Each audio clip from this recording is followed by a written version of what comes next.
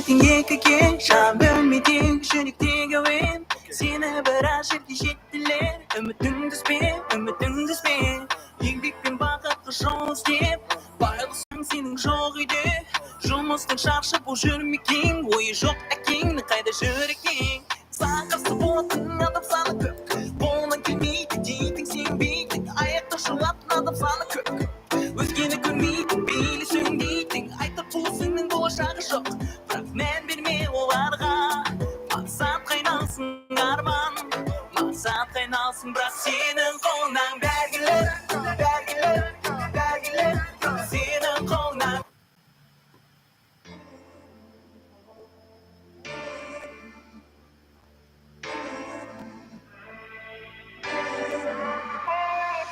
Önünden böletin yekeke Şan bölmedin şönükteki oyun Seni beraşıp dişettiler Ümitün düzme Yengdikten bakıp şans deyip Bayılsın ben senin жоқ үйде Жұмыстың шаршап бұл жүрмекең Ойы жоқ әкең қайда жүр екен Сақырсы болатын адам саны көп Қолынан келмейді дейтін сенбейтін Аяқта шулатын адам саны көп Өзгені көрмейтін бейлі сөндейтін Айтып бұл сенің болашағы жоқ Бірақ мән берме оларға Мақсат қайнал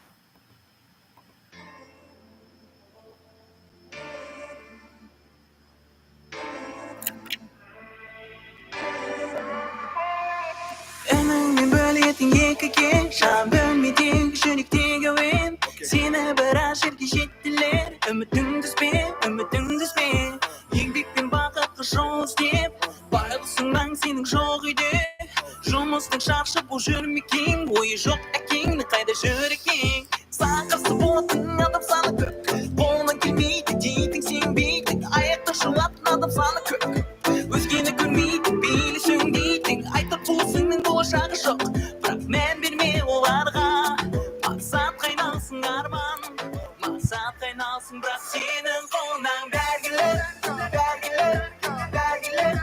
Сенің қолыңнан бәргілі Сенің қолыңнан бәргілі Сенің қолыңнан бәргілі Сенің қолыңнан бәргілі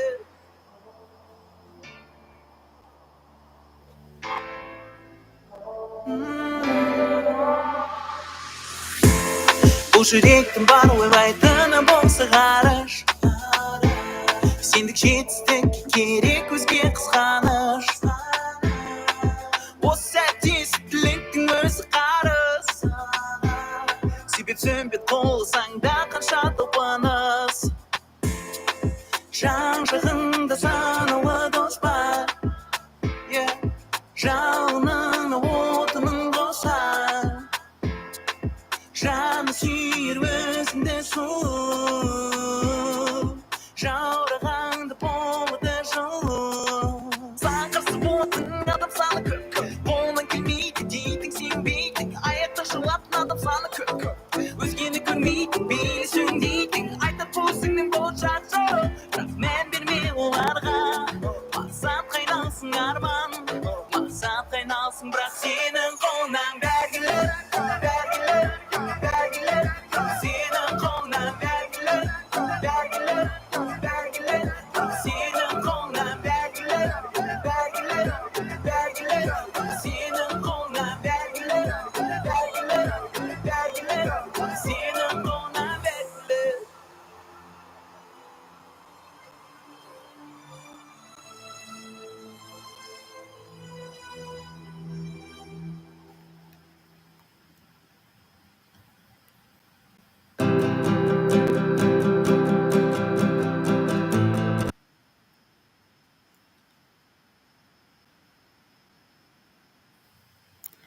Так, қайырлы күн оқушылар, дауысым естіліп тұр ма?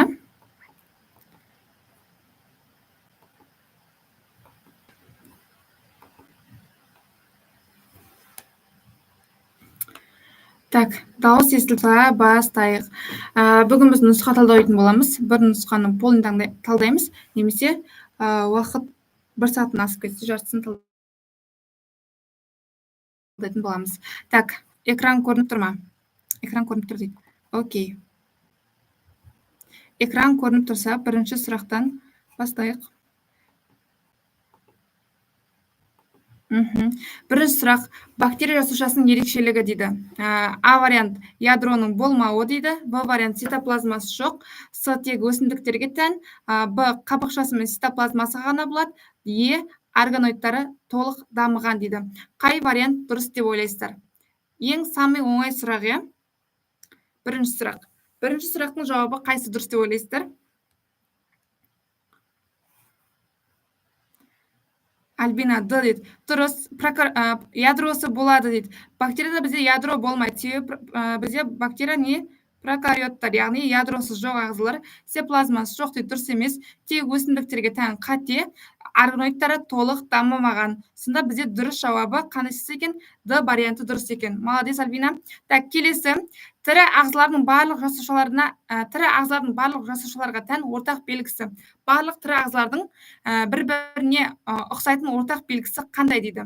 Ядроның болмауы, түрлі химиялық құрамы дейді, қозғалмайтындығы, химиялық құрамы мен құрылысының ұқсастығы, барлығы фотосинтез процесіне қатысады, яғни фотосинтез жасайды дейді. Ядроның болмауы келмейді. Ядро бізде прокариоттар және эукариоттар болып тірі ағзалар бөлінеді. Барлығында ядро болмайды деген сөз емес. Түрлі химиялық құрамы бойынша ұқсамайды. Қозғалмайтындығы бізде қозғалады және қозғалмайды болып екіге бөлінеді.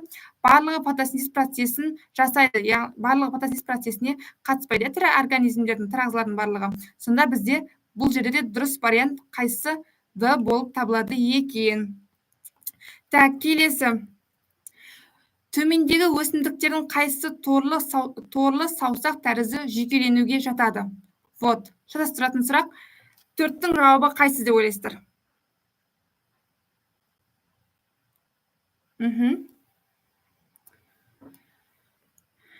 Осы сұрақтан қазір, осы сұрақтың жауабын таппай отырсаңыздар, онда сіздер қазір осыдан шыққан соң барып 7-ші сынып пен 8-ші сыныптағы өсімдіктерді қайталау керексіздер.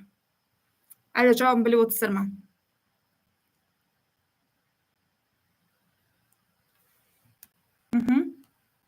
Жауабы қайсы болады? Так, бұл сұрақ қай жерден алынғанын көрсетейін. Бұл сұрақ бізде, так, сурет көрсетіп тұр ма? Бұл сұрақ бізде 7-ші сынып, 8-ші сыныптың кітабы. Егер 3 немесе одан да көп ірі жүйкелер алақан мен саусақтары сияқты орталықтан, яғни алақандағы саусақтар сияқты жан-жақтан таралса, ол торлы саусақ тәрізді деп аталады дейді. Бұларға бізде Канада үйеңкісінің бегония, қастабан, майсана, жүзім жапырақтары жатады екен. Сонда бізде дұрыс вариант қайсы болады?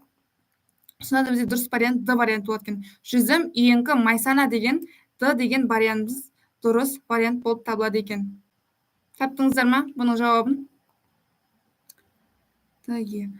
Вот, Альбина қайталау керек екен, өсімдіктерді, ботаниканы. Келесі сұрақ бізде негізгі ұлпаның жасушаларына тән ерекшелікті көрсетіңіз дейді. Негізгі ұлпаның жасушалары қандай болады бізде?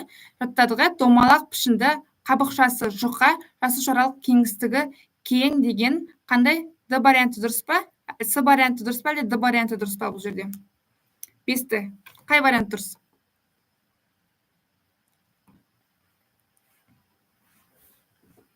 Негізгі ұлпаның жасушалары қандай болады бізде? Молодец. С варианты дұрыс. Дұрыс айтасыз. Келесі сұрақ бізде. Так, су мен қорек заттар тасымалдайтын ұлпаны көрсетіңіз дейді. Бізде жалпы бұл жерде негізгі ұлпа, өткізгіш ұлпаны беріп қойыпты, қор жинаушы ұлпа, бөліп шығарушы ұлпа және тірек ұлпасы. Жалпы бізде негізгі ұлпа қандай ол бізде? Фотосинтез, тыныс алу, тағы қор жинау қызметтерін атқарады. Бұл бізде тасымалдау қызметтерін атқармайды. Қор жинаушы ұлпа атайтып тұрғанда тек қор заттарын жинаумен айналысады. Бөліп шығарушы ұлпа өсімдікке керек емес заттарды бөліп шығарады. Тірек ұлпасы тіректік, яғни беріктік өсімдікке тік тұру қызметін атқарады екен. Сонда бізде су және қорек заттар тасымалдайтын ұлпа, сонда бізде ол атайтып тұрғандай өткізгіш ұлпа екен. Өткізгіш ұлпа бізде екіге бөлінеді. Ксилема және қалай? Флоема. Қайсысы бізде органикалық заттарды, қайсысы бізде биорганикалық заттар тасымалдайды?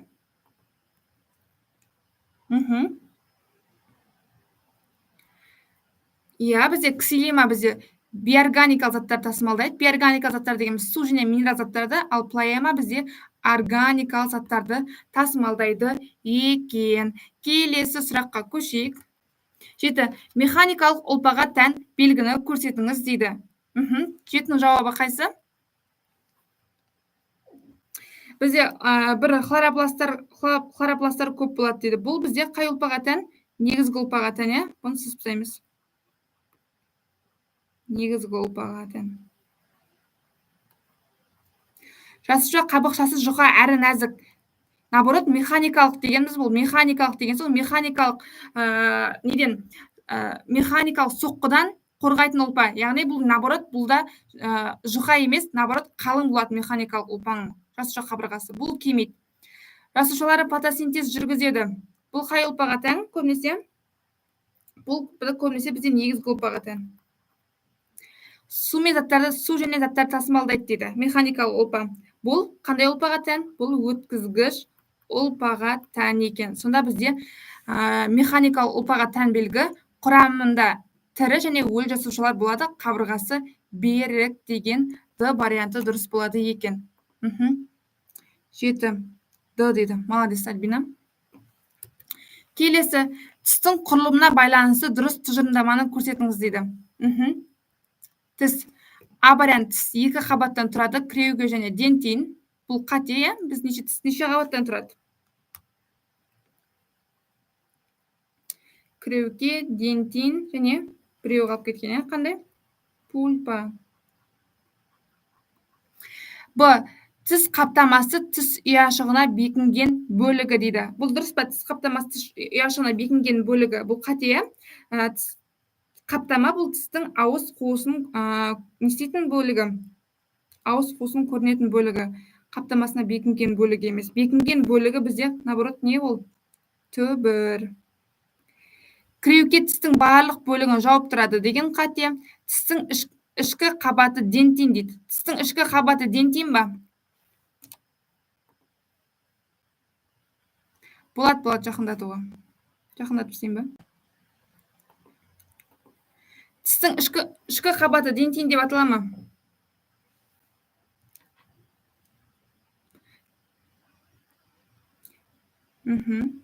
Тістің ішкі қабаты қалай? Пульпа ма? Пульпа деп аталады екен. Сонда бізде дұрыс жауабы Д. Тіс үш бөліктен тұрады, қаптама, мойын және түбірден тұратын үш бөліктен тұрады екен. 8. Д дедік па? Молодец. Келесі, антиденелерді уже талдап тастадық. Тегін эфирде курстарда да бірден білеміз. Антиденелердің негізгі қызметін көрсетіңіз дейді. Ойланбай айтыңызшы, қайсысы дұрыс?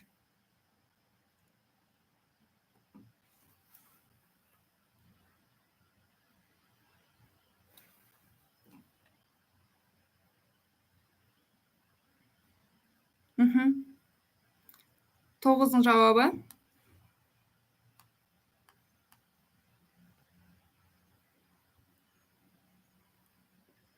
С дейді. Молодец. Антигендерге жауап ретінде бөлініп, оларды бейтараптайды екен.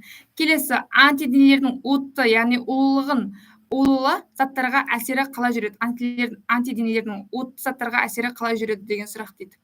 Оларды ыдыратып сіңіреді, механикалық жолмен жояды, химиялық реакцияға түсіп бейтараптайды, фагоцитоз арқылы жұтып алады, тікелей оттекпен тотықтырады. Қайсы дұрыс?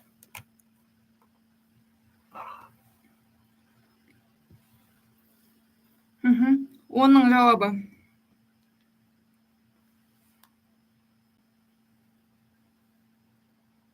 Д бола ма дейді. Д бола ма?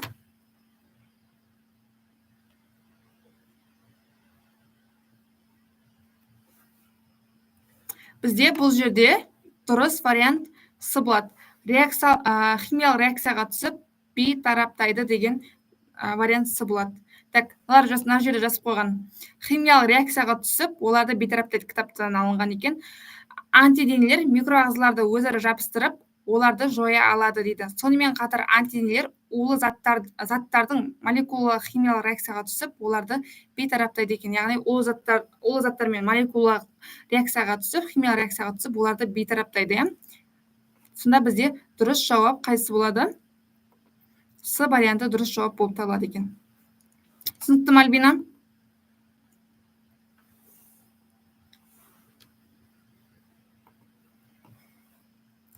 Келесі, лейкоциттерге қатысы дұрыс тұжырымдаманы көрсетіңіз дейді. Барлық лейкоциттер бірдей қызмет атқарады дейді. Бұл жауап бізде қате, себебі әр лейкоциттердің атқаратын қызметі әртүрлі. Мысалы, бізде нейтрофилдер бактерияларды жойса, бізде лимфоциттер антиденелер түседі деген сияқты. Келесі, лейкоциттердің тек бір ғана түрі бар дейді. Қате, бізде лейкоциттердің қанша? 5 түрі белгілі, кітапта 5 түрін өткенбіз. Барлық лейкоциттер қанда пайда болады және бірдей түске боялады. Бұл қате, себебі лейкоциттер тек қанда пайда болмайды. Келесі, лейкоциттер 5 типке бөлінеді және әрқайсының қызметі әртүрлі. Вот, бізде Д деген вариант дұрыс екен. Лейкоциттер тек тыныс алу жүйесінде кездеседі дейді. Наоборот, олар бізде қанда, лимфада, сонымен қатар тіндерде де кездеседі. Сонда бізде варианты да дұрыс емес. Сонда бізде дұрыс вариант Д болып табылады екен. Келесі, қан қысымының жоғарылауына әкелетін басты себеп қандай? Вот, бұл да уже бізде биология таңдамаған оқушы да бұл сұрақтың дұрыс жауабын біле алады деген ойдамын. Өйткені оңай сұрақ. Қайсы 12-нің жауабы?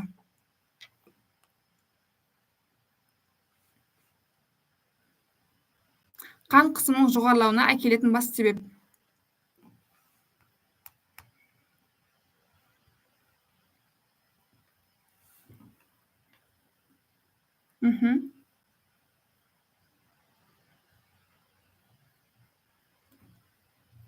Вот, молодец. С деген вариант дұрыс болады. Талдаудың қажеті жоқ.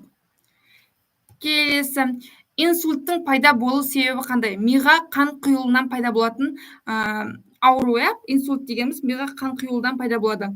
Яғни бұның пайда болу себебі қандай дейді? Жүрек пайда болу себебі жүректің жиі соғуы, қан қысымының төмендеуі, миға қан құйылу нәтижесінде ми жасушаларының зақымдануы, жүйке жасушаларының өсуі, терасына қан кетуі дейді. Жүректің жиі соғуы бұл бізде қандай ауру? Тахи немене? Кардия.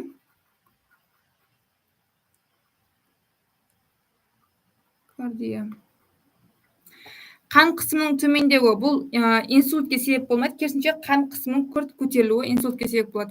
Миға қан құйылу нәтижесінде ми жасушаларының зақымдануы. Вот, С деген вариант дұрыс болады. Жүйке жасушаларының өсуі бұл кәдімгі себеп, бұл бізде инсультке жатпайды. Терасына қан кету, бұл бізде жаңа көгеру.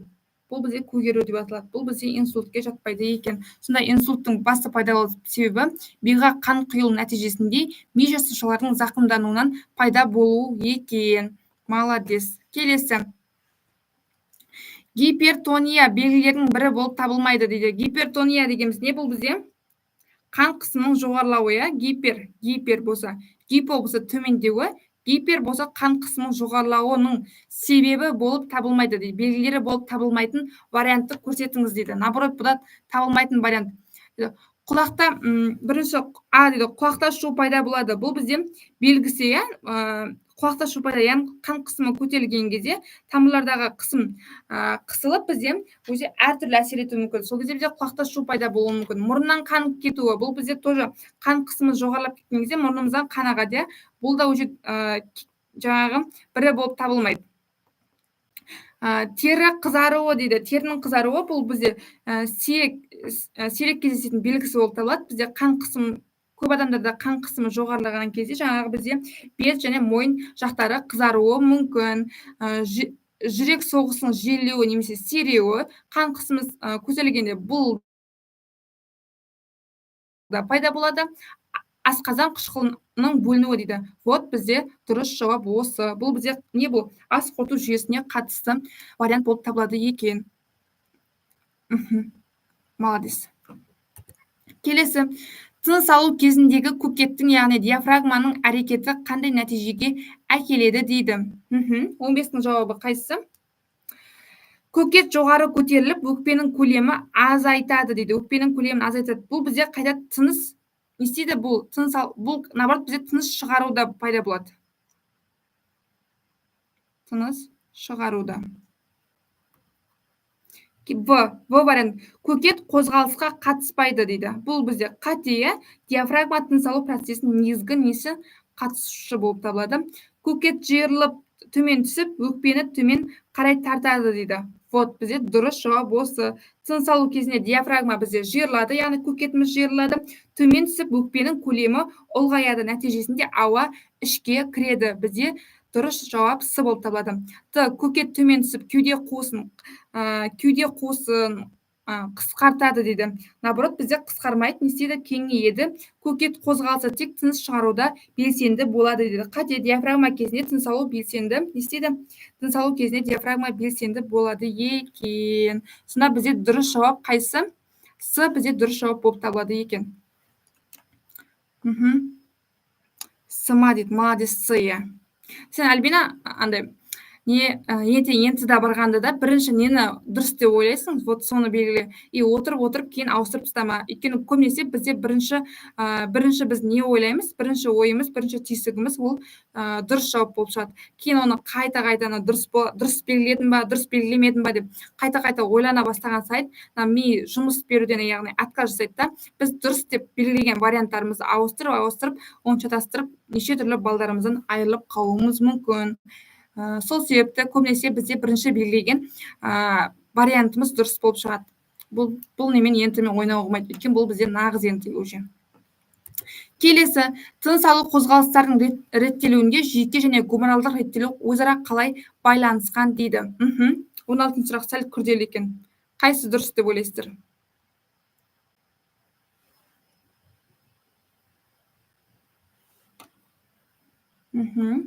Тоже кітаптан алынған.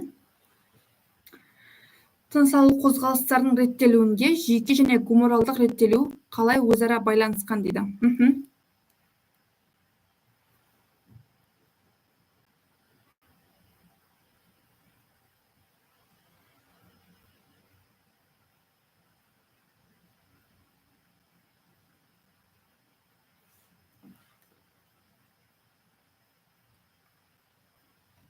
Д дейді. Молодецті. Келесі, кеуделік және құрсақтық тыныс алу типтеріне қатысы дұрыс тұжырымдаманы көрсетіңіз дейді. Вот оңай сұрақ, біз оқыған болатынымыз кеуделік және құрсақтық. Көбінесе бізде құрсақ деген енді көбінесе әйел адамдарға арналған сөз болғандықтан біз көбінесе ойлаймыз, құрсақтық тыныс алу бізде көбінесе әйел адамдарға қатысты шығар деп. Наоборот, бізде құрсақтық тыныс алу кімдерге? Ер адамдарға қатысты. Ал кеуделік тыныс алу бізде кімдерге? Әйелдерге, әйел адамдарға тән тыныс алу типі болып табылады екен. Енді осыған байланысты дұрыс вариантты тауып көріңіздер осы жерден. С дейді. Құрсақтық тыныс алу кезінде қабырғалық бұлшықеттер белсенді болады дейді.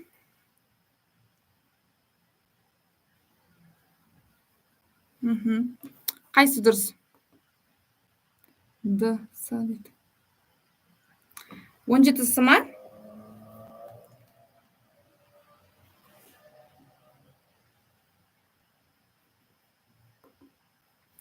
Кеуделік тыныс алу ер адамдарға тән дейді. Бұл наоборот әйелдерге тән. Дұрыс емес.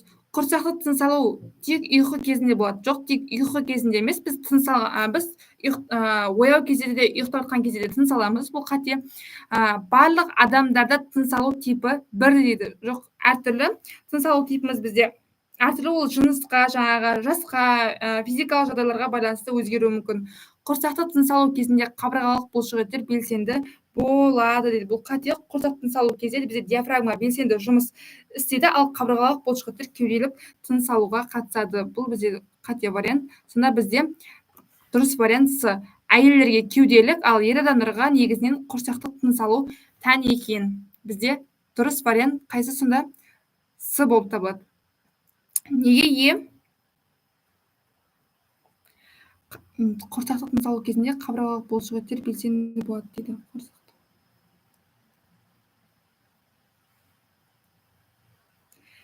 Бірақ Құрсақты тыныс алу кезінде қабырғалық бұлшықеттер белсенді болады. Мына сұрақты juda еде келеді негізі. Құрсақты тыныс алу кезінде қабырғалық бұлшықеттер белсенді болады дейді. С мен еде келеді негізі. Бұны апелляция беретін сұрақ ма бұл? Бірақ негізінен білмеймін, арада енді көбінесе С вариантын дұрыс деп қойған шығар енді. Өйткені кітапта андай деп жазылған жер оны жаңағы құрсақтық тыныс алу жаңағы ерлерге, кеуделік әйелдерге тән болады деген. Но егер де осы сыны белгілеп қате -1 балл десе, оны апелляция беру керек. Келесі, буын сұйықтығының басты қызметі қандай? Вот, бұл баяғыдан келіп жатқан сұрақ, е? Бұның жауабы қайсысы? 18-дің жауабы. Буын сұйықтығының басты қызметі қандай? 18. Сүйектің өсуін жылдамдату дейді. Буын сұйықтығының қызметі емес, бұл ал сүйек жасушаларына, бұл бізде сүйек жасушаларына қатысты процесс. Қан айналым қамтамасыз ету. Буын сұйықтығы қан айналым қамтамасыз етеді, етпейді. Үйкелуді азайтып, буын беттердің қозғалуын жеңілдетеді дейді. Вот бізде дұрыс жауап С болып табылады. Бұлшық еттерді нығайту дейді. Қате, байламдардың икемділігін арттыру дейді. Бұл буын сұйықтығының негізгі қызметі болып табылмайды екен. Сонда бізде буын сұйықтығының басты қызметі үйкелуді азайтып, буын беттердің қозғалуын жеңілдету болып табылады екен. 18 С дейді. Молодец. Келесі, буын байламдарының, яғни сіңірлердің негізгі не жатады дейді. Буын байламын сұрап тұр бұл жерде. Негізгі қызметі не? Буын байлам деген соң, өзі байлам жалпы біріктіру, е? Бір нәрсе, екі нәрсені байлап қойдым, орап қойдым деген өзі ол біріктіру. Мына жерден өзі дұрыс жауап тауып алуға болады. Логически ойланып. 19-ның жауабы қайсысы?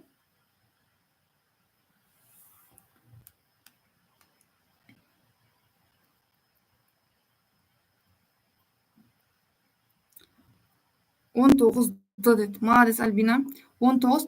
Буын байламдардың қызметі сүйектерді біріктіріп, қозғалыс амплитудасын шектеу дейді. Сонда бізде Д варианты дұрыс болып табылады екен.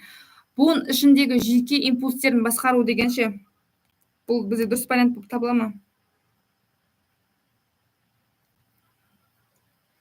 Бұл бізде ненің қызметі? Жеке жасушалардың қызметі. Сонда бізде дұрыс, Альбина дұрыс айтады. Бізде 19-ның жауабы Д болып табылады екен. Келесі, 20. Буын қабының қандай ұлпадан тұратынын анықта дейді. Дұрыс көрсетілген дейді. Қайсысы буын қабының қандай ұлпадан тұратыны дұрыс көрсетілген дейді. Яғни, буын қабы қандай ұлпадан тұрады деп тұр бұл сұрақта.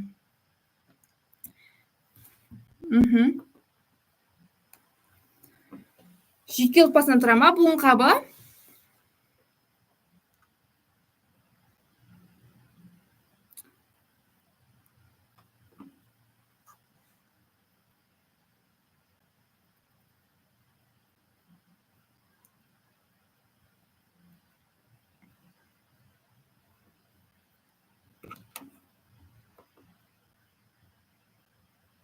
Молодец. 20 Данекер. Талдаудың қажеті жоқ, оңай сұрақ. Келесі, келесі жерде контекстік бөлім. Ал ішімізден бір оқып көрейік. Отқан оқушылар, іштеріңізден бір оқып алыңыздар, сосын тағы бір оқимыз бірге. Оқи салайық жалпы бірге. Бұл бізде суретте фотосинтездің қараңғы кезеңі көрсетіліп қойыпты. По идее бізде 10-11 сыныптан алынған. Фотосинтез процесі жарық және қараңғы кезеңдерден тұрады. Оны білеміз. Қараңғы кезеңде жарық қажет емес. Яғни қараңғы кезеңге бізге жарық қажет емес дейді. Бұл процесс хлоропласттың стромасында жүреді дейді. Жарық фотосинтездің қараңғы кезеңі хлоропласттың стромасында жүреді. Бұл кезеңде жарықта түсірілген А теп және На деп көбейтілген H энергия тасымалдаушылар ретінде қолданылады екен. Қараңғы кезеңнің негізгі жолы Кальвин-Пенсон циклы деп аталады екен. Бұл цикл бізде 3 сатыдан тұрады екен. Мына цикл бізде 3 сатыдан тұрады екен. Карбоксилдену, редукция және регенерация. 3 сатыдан тұрады екен. Бұл 3 сатының не екенін оқып алайық ішімізден. 3 сатының не екен? Қазір бұл жерде келіп қалуы мүмкін контекстте сатылардың ішінен. Потенциалды процесс бізде жарық және қараңғыда екі кезеңнен тұрады дейді. Қараңғы кезеңде жарық қажет емес. Бұл процесс хлоропласттың стромасында жүреді дейді. Қараңғы кезеңнің негізгі жолы бізде Кальвин-Винсон циклы деп аталады дейді. Бұл цикл бізде 3 сатыдан тұрады дейді. Карбоксилдену, редукция және регенерация. Оқыдық па?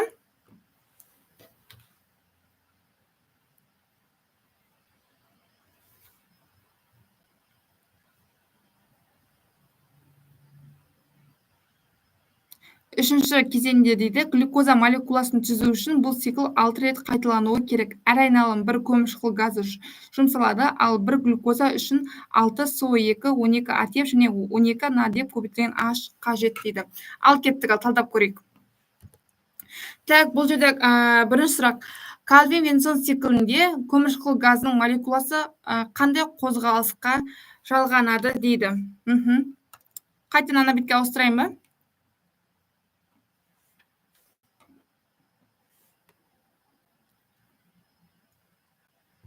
Так, ана бетке ауыстырайын. Көмірқышқыл газы рибулозобифосфатпен қосылып дейді. 2 фосфоглицерат түзіледі дейді. Осында дұрыс жауап бар ма? Вот. Сонда бізде дұрыс жауап қандай? С болады екен. Келесі. Қараңғы кезеңде АТФ қандай реакцияда қолданылады дейді. Қараңғы кезеңде АТФ қандай реакцияда қолданылады дейді. Ауыстырайын аған.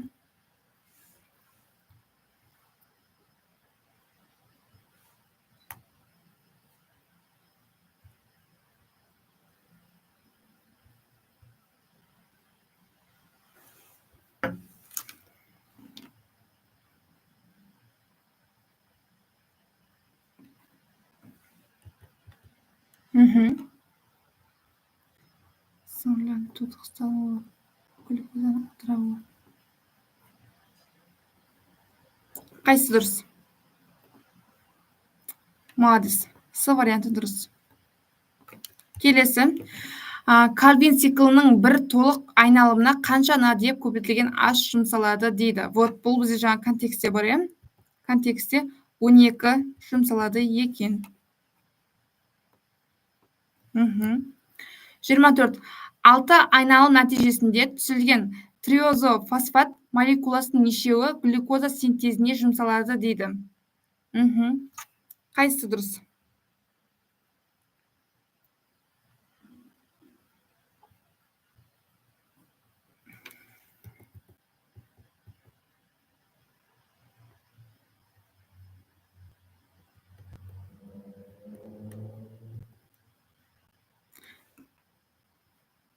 Кальвин циклының бір толық айналымына қанша НАДЕП көбейтілген H жұмсалады?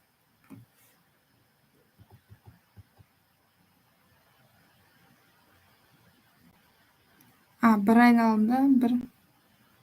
Мынауын дұрыс па? Дұрыс белгіледік па біз 12 деген или 2 деген вариант дұрыс болады ма? 23 қайсы дұрыс болады? 2 или 12? 23-ші сұрақ.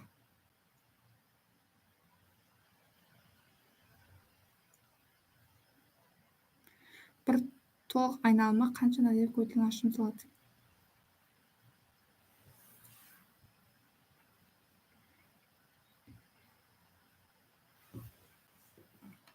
В дейді. Вот. В дұрыс. Соны айт. Біз жаңа қате белгіледік. Келесі. 6 айналым нәтижесінде дегенше 24-ның варианты қайсы болады? 24.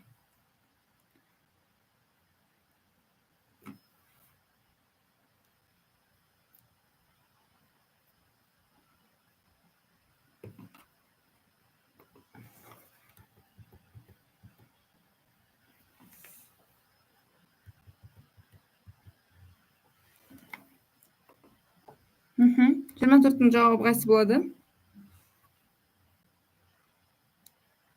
Так, осы контекстпен бірінші бөлім бітірейік. 24-тің жауабы? Білеміз бе?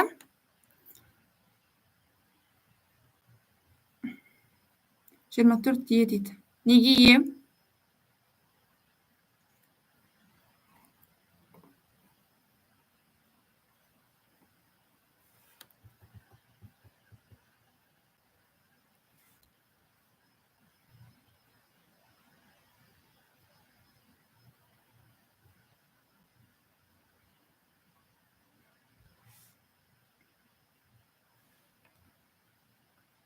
Алты айналым нәтижесінде бізде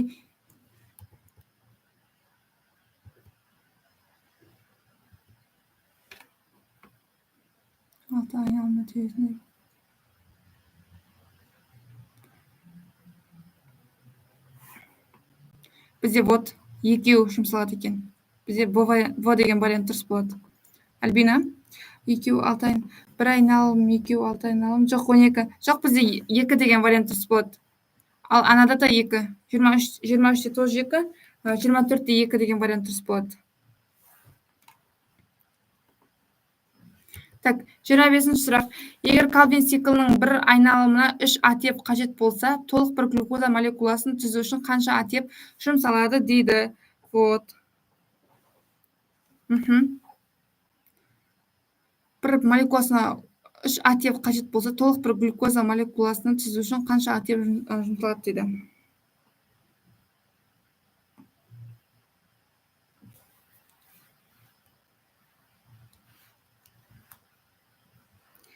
Алты айналым болса, 3-ті 6-ға көбейтсек қанша сонда?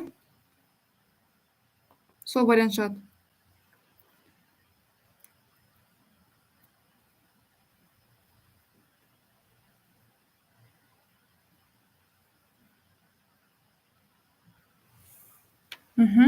Бізде сонда қайсысы С деген вариант, 18 деген дұрыс жауап шығады екен. Так, мына контекст негізі наурыз не опытта келмеді, бұл жаңа бізде кітаптан өзіміз құрастырған контекст қой. Оны вот көріп алсаңыздар болады. Нағыз инста кеп қалуы мүмкін. Жақсы оқушылар, онда қазір шыға берсеңіздер болады. Ертең осының екінші бөлім талдаймыз. 25-тен ары қарай 40-қа дейін.